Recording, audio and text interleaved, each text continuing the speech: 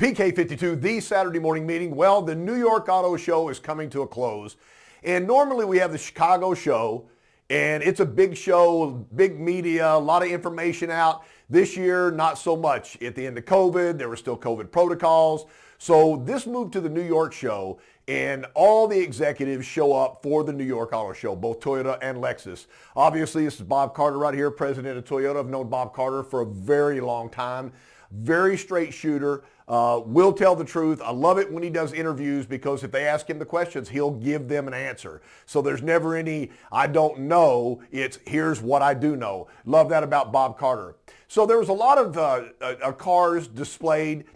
We had the GR Corolla, which was not supposed to be at the New York Auto Show, but evidently it's already won some Car of the Year award. It's not even out yet, so there's a lot of demand for that car out there. I have had numerous calls. KC, use your influence. Can you get me one of these cars? So I caution everybody out there that's a car enthusiast.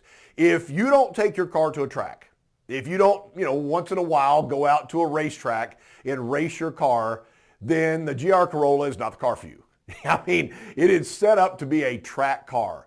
Like I said in the last couple of presentations on Saturday morning meeting, 3 different drive setups. This car is set up to be a performance on-track car as well as being driven on the highway. So there's not going to be a lot of them. It was at the show. They had a cement color Super there, which got a lot of buzz. So the show was spectacular, but behind the scenes, all the executives, all the media try to get in front of them. So I've got 2 quotes from 2 different media services, one Bloomberg and the other CNBC. So they sat down with Bob Carter and they asked him some questions. And I think these are the questions that I can share with you based upon what he said. And of course, they'll spin it their way when they put it on their programs. But here's what he said. He said, right now, the average selling price of a vehicle, new vehicle in America, is $45,927. Do the math. Do the payment, do the math. So that is the average transaction price. So right at $46,000. Bob Carter says that this is not as high as it will go. He told them straight up on both of those networks that we haven't seen the peak of the pricing of vehicles yet. There is still a supply chain problem. I know everybody wants more vehicles. I understand that. So what he said is, and listen, this is the first time I've heard this, he said the demand in 2022 will outpace the ability to produce cars. I'm talking all manufacturers by 1 to 2 million units. So 1 to 2 million people that want a vehicle in 2022 will not be able to get a new vehicle because the supply will not supply the demand in the market. So what does that mean to everybody out there looking right now? You might want to look at pre-owned. You might want to look at certified. And so they become harder and harder to get. And the prices of those vehicles go up. So we're in a catch 22. Let me throw some KC in here, not from Bob Carter, but from me. So is it the right time to buy? Well, I would have told people 3 months ago, no.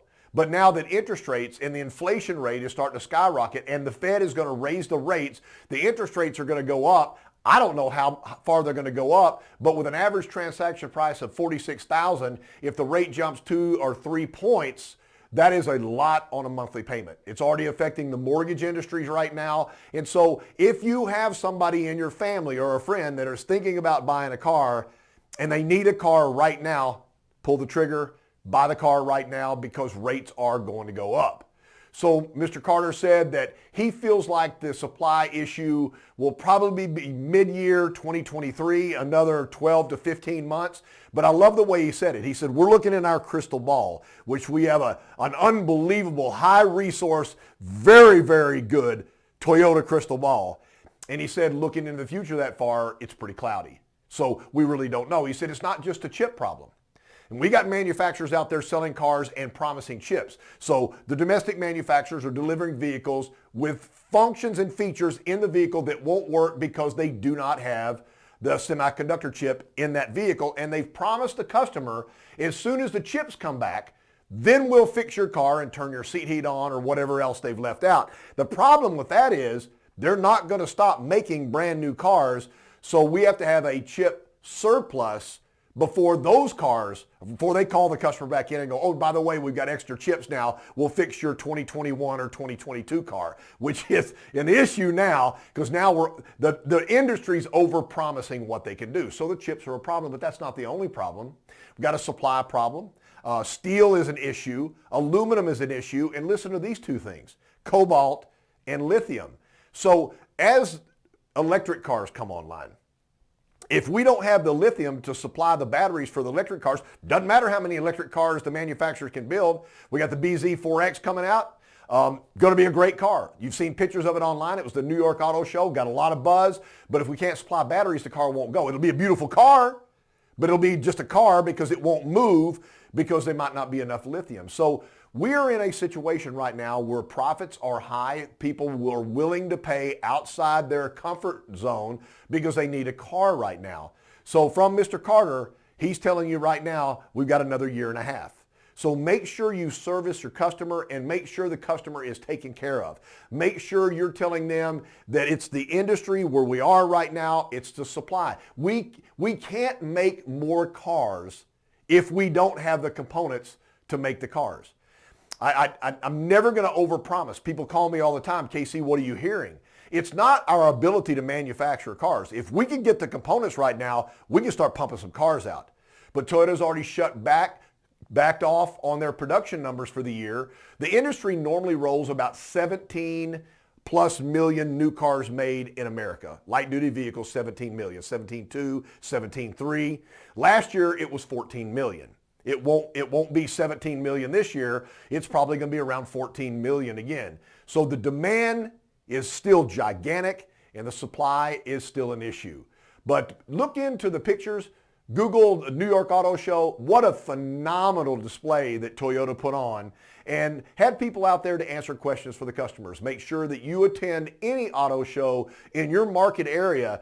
It is a perfect time to listen to what the competition is saying to the consumer. So spend more time with the competition at the auto show than you do your own brand because you need to find out what's being said and where the industry's going. PK52, a message from Bob Carter, the Saturday Morning Meeting.